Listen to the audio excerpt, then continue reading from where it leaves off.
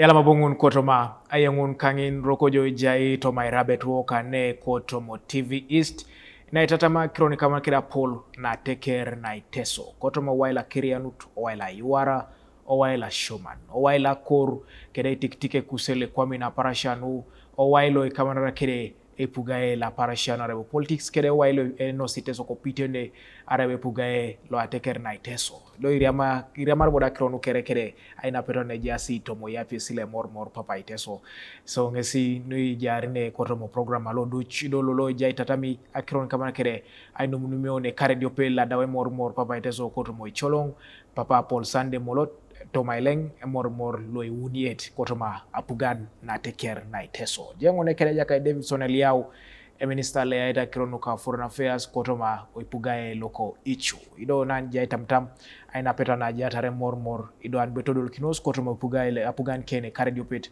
an bokwa netupa kinete kotoma okaru kale tupakini na unapupunu ngunu kere do kwana jaka Eliau limurjo wailo aiganga ena petanu epugae la teker Iteso engarakina ile mkapundis mwakache kotoma aina peta kuz idaja limune pole beto raka pakintunga ale munikapunlu esishana kintunga jo kisna ile mkapunu aneganga ichu pacha jaripo lo pontolo moni lo amasio na John kotoma Uganda karamoja ngesengare nit otupa kini West Nile otupa kini Iteso obuni busogo otupa intache boisho mga ni iwancho ya report angon nunyoka itodi kin nen jo neja teker na Iteso anyutunga report ngon lo la mata John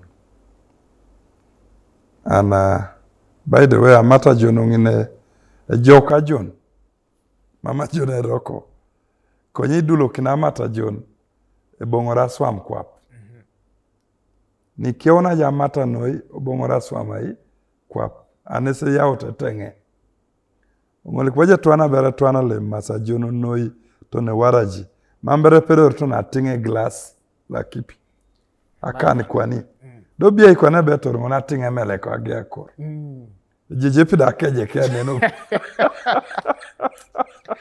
okay so inyakuni nen okay mamache janga tiro ngona tiro ejasa kiro ne posik nu eloste akonye akorongo jali muna kiro no adis do konye jali mo ina tekere pole jatare na peta nu Aiyituno kare do pe no munume kare do pe la da Emorimor cholo ejasa kiro no nyabukane no ikawna kire agolaro iltamina jali munu kawangina Iteso na be tara agolaro na factory lo Soroti Fruit Factory Limited nga jenengo bay kopakino neje private investor konya chete seraba itugelikin kwa na private sector so nyoka area onene ja teker na Iteso now at your level as a cultural institution bia umoite suna itemu na nyabuka itemu kina tunisdero ko lamara tunisdero ja tarekere factory lo le pogeta lo ateker bia no ja setoma oneresine kuzukapa ichu kopani bari nerao ni kopani mambera kirono elomu tosi o cabinet for discussion lo ichu ara tukoto na ichu ne jasi pirin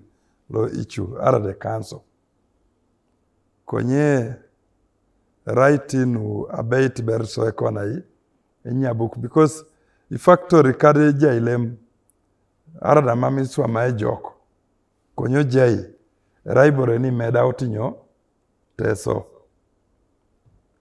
dodo kwani ije ikini a private investor gwelare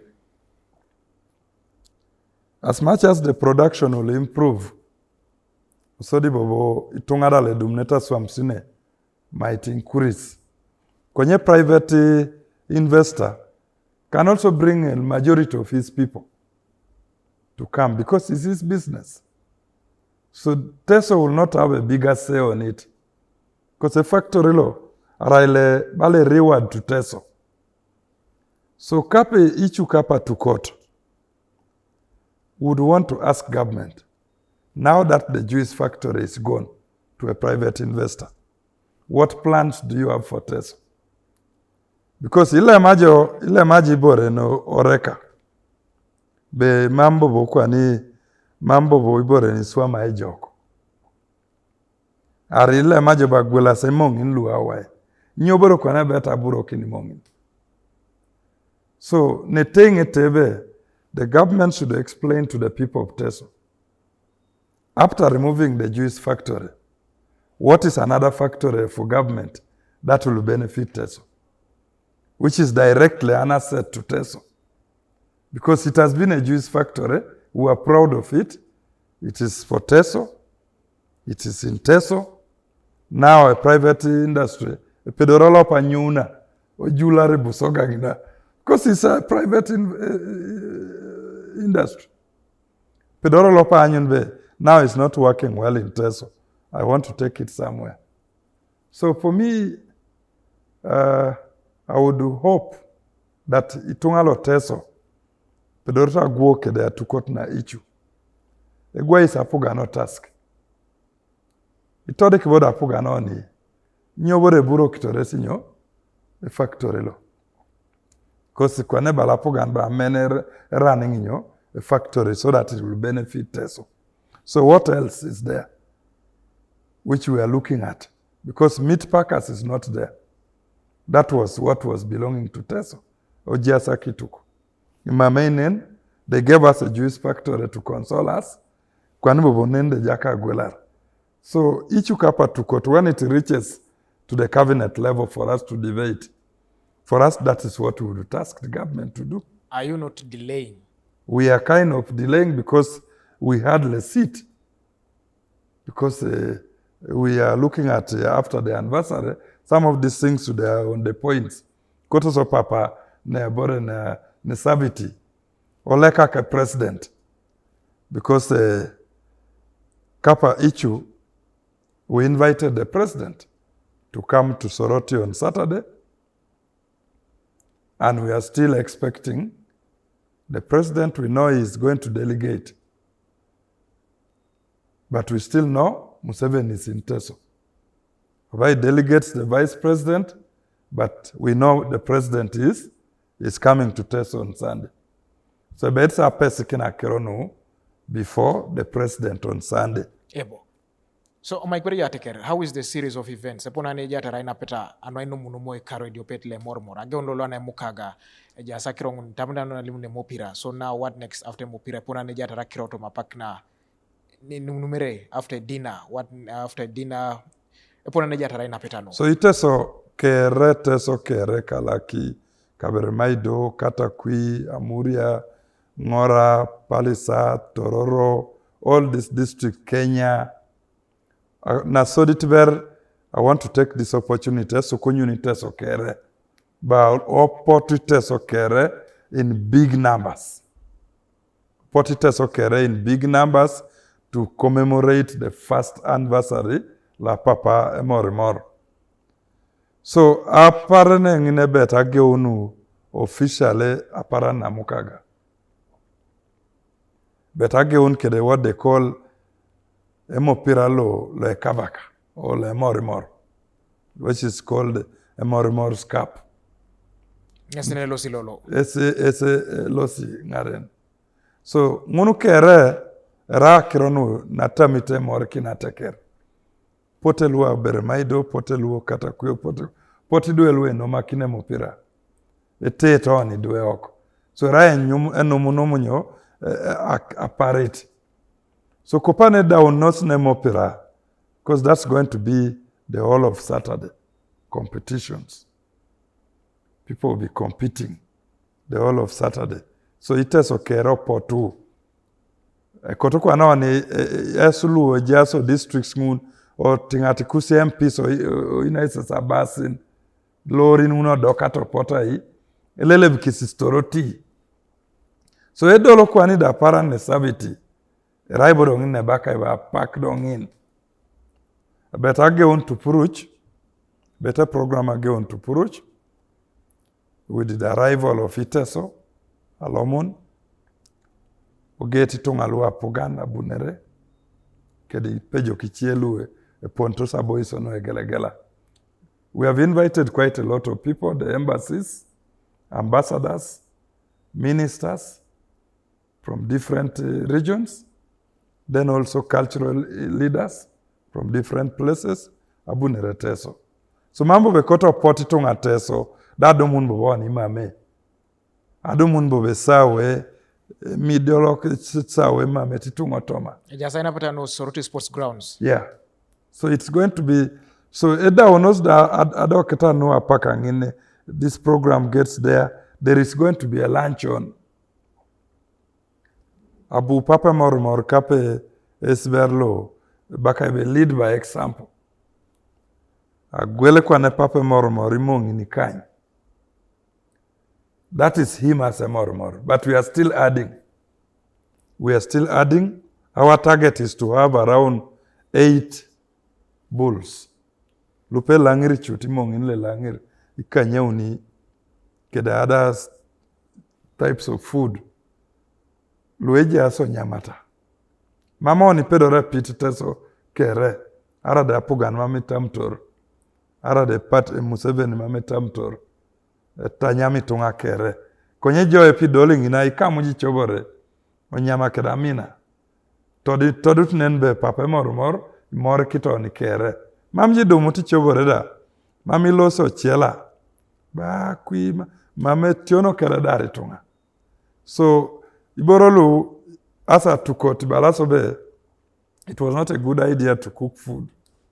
But we wanted it to be a business center. Oina na Iteso lu ipoti nyamata.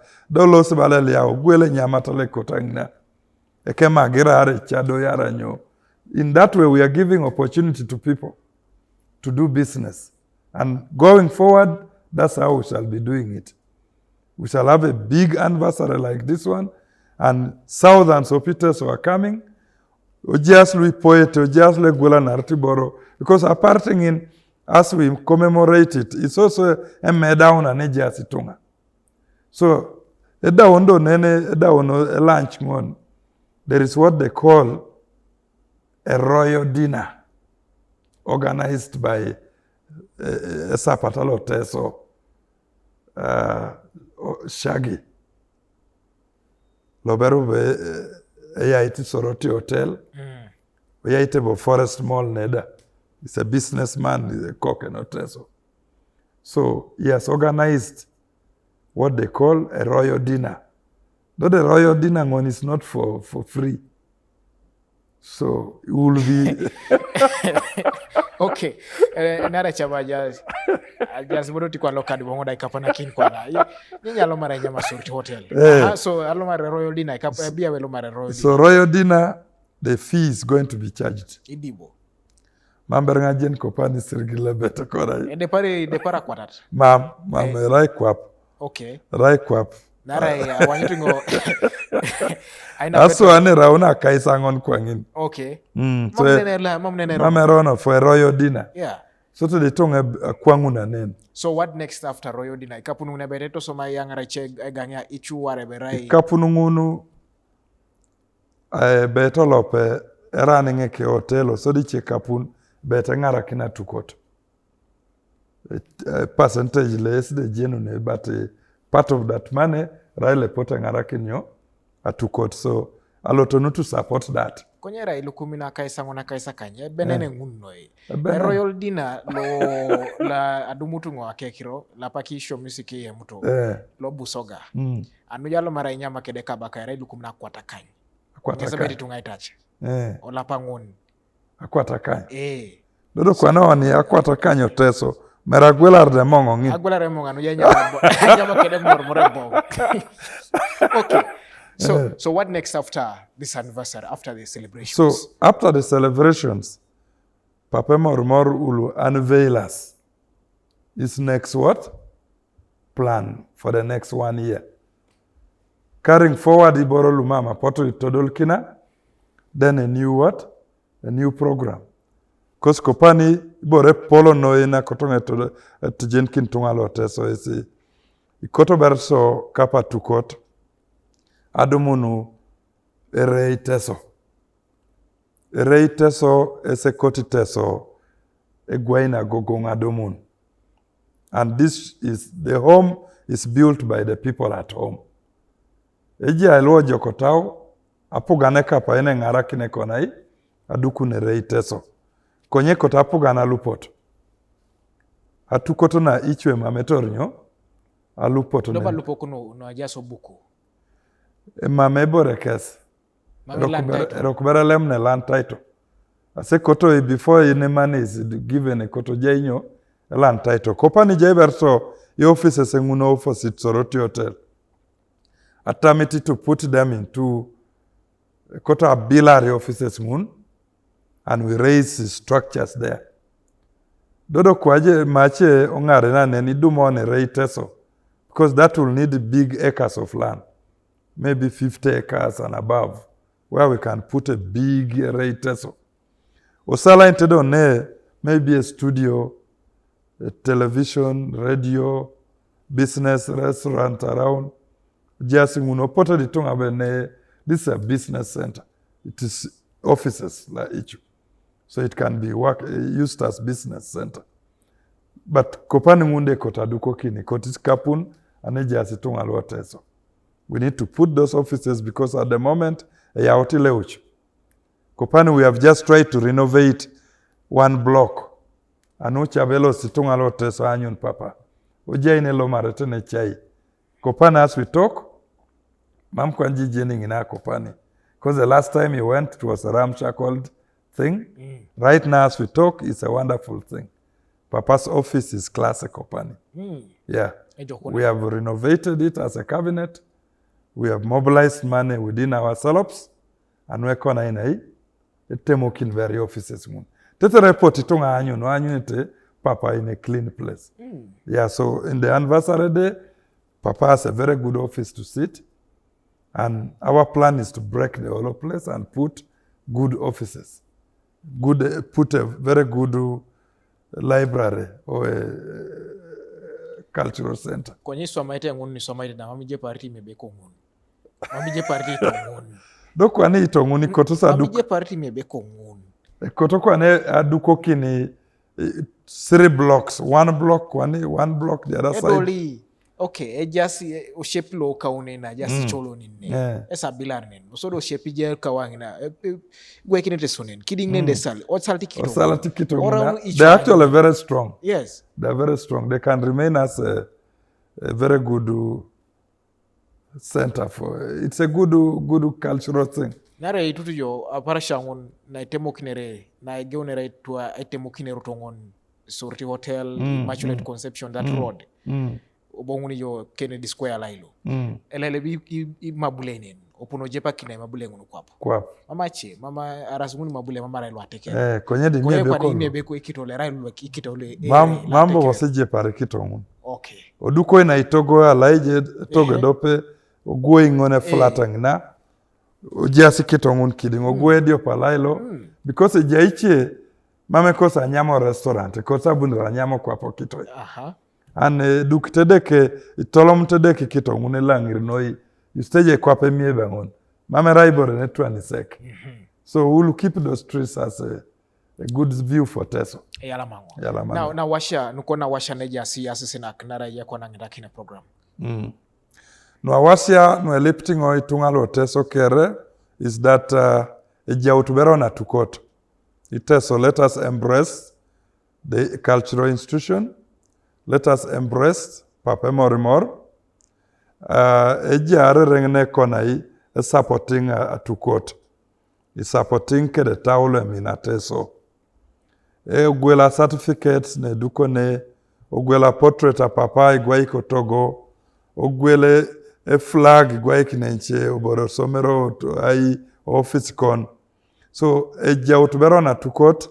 aminuta tukot Emorikinos Teso atieka mabeta yangaroni nenche ejeki kwa napugande monya puganda be etiono deso kunyunyo Apollo Teso because atieka Teso so akali pane jasi tungaluo Teso ichielada kingangina konya jasi Emorikinos beroni Teso beto na gogo ngori tungali morikikina gogo ngonoido etiono ja bilar dobobo anyi kwa napuganda bi morikini Teso patanunu porotolo Teso gatu jenapugan ba gatu Teso pataneje ikin Teso ibore ne kotosi so Emorikinos Teso ayanga siduo somero asomero na kane tata ainyekisa aina ni dua dukoni nero kadishak That one should be a very serious point.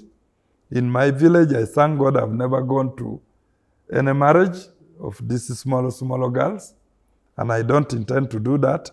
So the adumu ngojo chalo jai na ini koka konai aduko kin. Me, I will arrest you. I put you in because you are spoiling the future of that kid. And yes. On the same note, rokoje nyona jasi jai enerle jai otomotungi chie Iteso and ateker Iteso.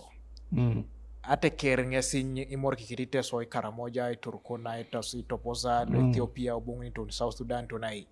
So Airabet ara iteju laki de kirorongon lo atukot makache. From Iteso Cultural Union to Ateker Cultural Union or something like that. Yeah. Kape, Jake also in the process of amending the constitution. Amending the constitution might involve changing some of those things because araingono ideas na lomu tos otoma ipoloko luapoto dumuto apirianu tunekona na geonu ichu. Dodo kwani kapa rauna ichu bore ni concerns the whole of Teso. The whole of Ateker. The whole of Ateker. Yes. So kopani because jai Teso Karamoja, Teso Kenya, Teso Ethiopia. So kopana raibore na langror kopani. So ekiror ngonda koto anyu na ipon lekona arucho kino raunyo Ateker. Do you think it would work well and wete mokina tunes neja Karamoja da nelo shoto regia? It will be a perfect plan. Kana opote kuida laija jeke jeke dani. It will be a perfect plan for unity because those guys will feel part of the thing. Part of the thing because the leaders are now feel they are different. Ebo. So imore kiniko pani Teso Toposa, Teso G, Teso this. We become one Ateker this. So it becomes one thing. And unity is very, very, even iswa my project da, yangaro kere, morunete Ateker kere, Ateker Toposa, Ateker G, Ateker Ethiopia, Ateker. So it will bring unity. Ebo. Yeah. Akuro nge shalam kinjano jadu na paka bunere mor kede Ateker au misho nu koto mo television. Iria muni moina sabiti koto maino munomo aparan na ituna mor ekare per koto mo cholong kape papa Iteso lo uniet koto mai pugae lo Ateker. Joda eni jai kinga oto mai boys na jai yokere ara nguni jai Itatami ara ya sache omsho ni koto yo nyabuka e oto mo sabita ngone tupakit pero ya jukuno oto mo namba ngon lo WhatsApp litejo kwa koto malabira kon ari pero joda yata kina sisenene TV East koto ma Facebook dumunja updates TV East so di YouTube TV East Uganda so di anoite live otomo website lotejo New Vision website so di adum TV section odumjo TV East ari pero ya downloading application otomo simkon the New Vision Digital Experience app so di adum TV East otomake ari pero ya penen kotomo radio etop radio anojo adumunono akironu kere elosete kotomo pone kale jatar moi na sabiti ngese ja nor tunga ja nor Uganda kere to malaro na ko Soroti Sports Grounds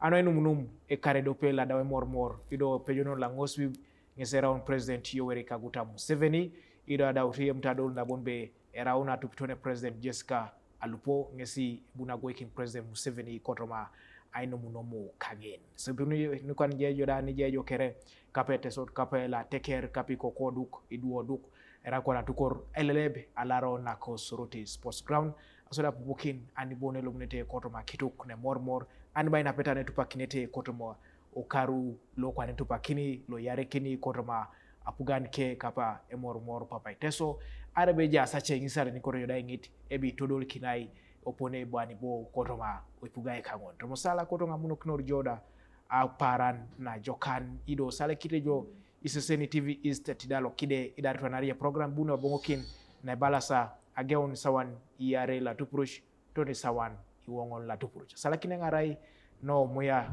ojokota wejana kinan kona ne kotomo TV East sir kunya kawai ozala kitejo iseseni lucha program sule buntozo ingare